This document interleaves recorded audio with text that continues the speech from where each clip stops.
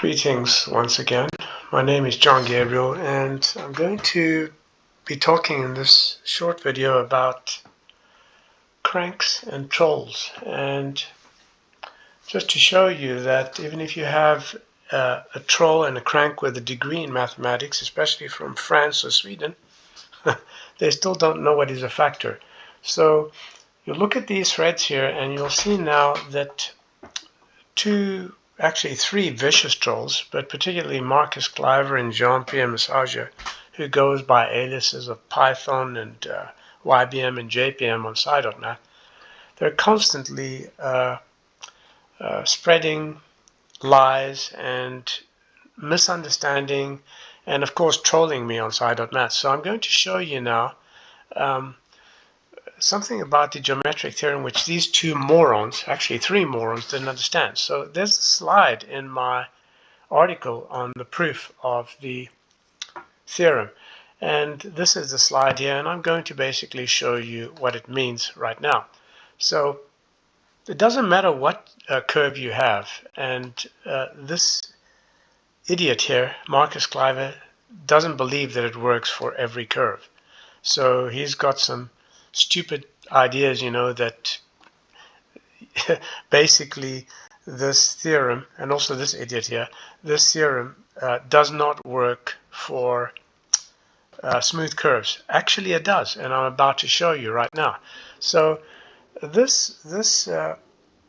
chose the function here called log of x, and the proof is basically given. This same proof here I've redrawn here, and the proof is simple. All you do is you express the top part, f of x plus h minus f of x, which is this part here, okay, that they're fighting about, that they're complaining about. You express it as h times a function, okay, which means that h is not a factor of f of x, but it's a factor of h times f of x, meaning h measures h times f of x. It actually measures itself, and it cancels out. But these two fucking morons don't get it, okay? So, I mean, it'll be a continual back and forth, and when they don't understand, they'll just go back to the original argument.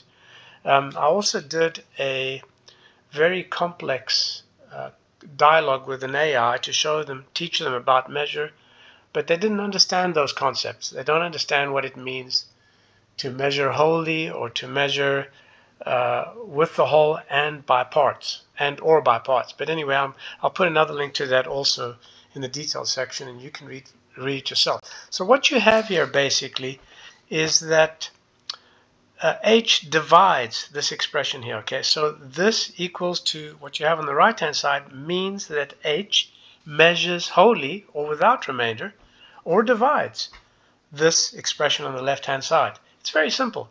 But these blundering fools from France and Sweden, Pierre, Markus Klyver, and Zealous Maiden, they're basically common trolls on sci.math and everywhere else on the internet, don't understand these concepts. So, just before I continue, I'll give you one last fact, is that this here is the area function. So, the ancient Greeks could have calculated the area if they had known that f of x plus h minus f of x is the area function, using only trigonometry. Do you see it here? And it doesn't matter where you are. You can move these points across. So I would download this applet just to make sure that you understand it and play around with it, okay? And of course you can use the slider here to increase or decrease the area, okay? And you can change the function too by opening up here and going to this location here and saying, let's say sine of x. Okay, it doesn't really matter what function you choose. It'll always work, okay? So you see the shaded area. The shaded area is the same as that given by this particular function. So don't care about what these fucking morons tell you about me on the internet. They're imbeciles, and they're actually vicious and malicious trolls, because I think they take pleasure in making me angry at their stupidity, and their stupidity is so profound that no amount of reason can convince these morons. It's just impossible to show them truth. So anyway, that's pretty much it.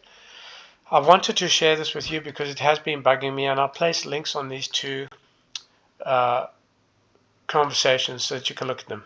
I'm John Gabriel. Till next time, goodbye.